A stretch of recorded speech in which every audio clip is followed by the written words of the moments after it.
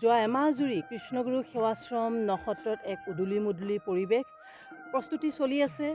অহা 31 জানুৱাৰী 2025 ইংৰাজী তাৰিখৰ পৰা ৰাতিপুৱা 6 বজাৰ পৰাই কৃষ্ণগুৰু অখণ্ড একনাম কীৰ্তনৰ আৰম্ভণি হ'ব আৰু অখণ্ডভাৱে 12 দিন পৰ্যন্ত এই একনাম কীৰ্তন চলি থাকিব। 12 ফেব্ৰুৱাৰী 2025 চনৰ ৰাতিপুৱা 6 বজাত এই অখণ্ড একনাম কীৰ্তনৰ সামৰণি পৰিব আৰু সেইদিনাই আমাৰ সেৱাশ্ৰমৰ শ্ৰদ্ধাৰ গুৰু কৃষ্ণ প্ৰেমানন্দ প্ৰভুৰ আশীষবাণী গুৰু ভকতৰ এক সংযোগ আশীষবাণী হ'ব আৰু তাৰ পাছতেই শুভ সামৰণি পৰিব এই অখণ্ড একনাম কীৰ্তনৰ।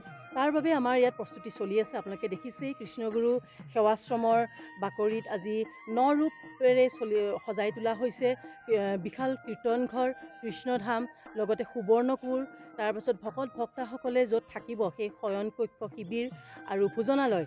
অসম তথা অসমৰ বাহিৰত যিসমূহ আমাৰ শাখা সেৱাশ্ৰম আছে, 107খন শাখা সেৱাশ্ৰম, এই শাখা সেৱাশ্ৰমৰ সমূহ ভকত ভক্তাক, লক্ষ লক্ষ ভকত ভক্তাক আদৰিবলৈ আমি প্ৰস্তুত হৈছোঁ আৰু ইয়াৰ লগতে যিসকল দৰ্শনাৰ্থী আহে, ধৰ্মপ্ৰাণ ৰাইজ আহে, তেখেতসকলক আদৰিবলৈও আমি প্ৰস্তুত হৈছোঁ।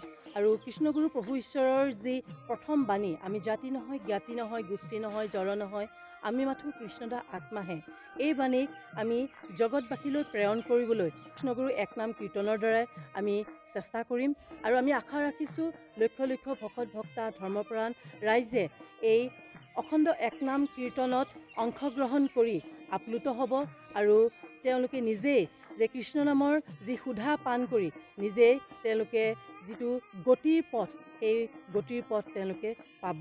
আৰু আপোনালোকৰ চেনেলৰ যোগেদি সমূহ ধৰ্মপ্ৰাণ ৰাইজলৈ আমি কৃষ্ণগুৰু সেৱাশ্ৰম নসত্ৰত হ'বলগীয়া যি কৃষ্ণগুৰু অখণ্ড একনাম কীৰ্তন, তাৰ বাবে আমি সমূহ ধৰ্মপ্ৰাণ ৰাইজক কৰজোৰে নিমন্ত্ৰণ জনালোঁ।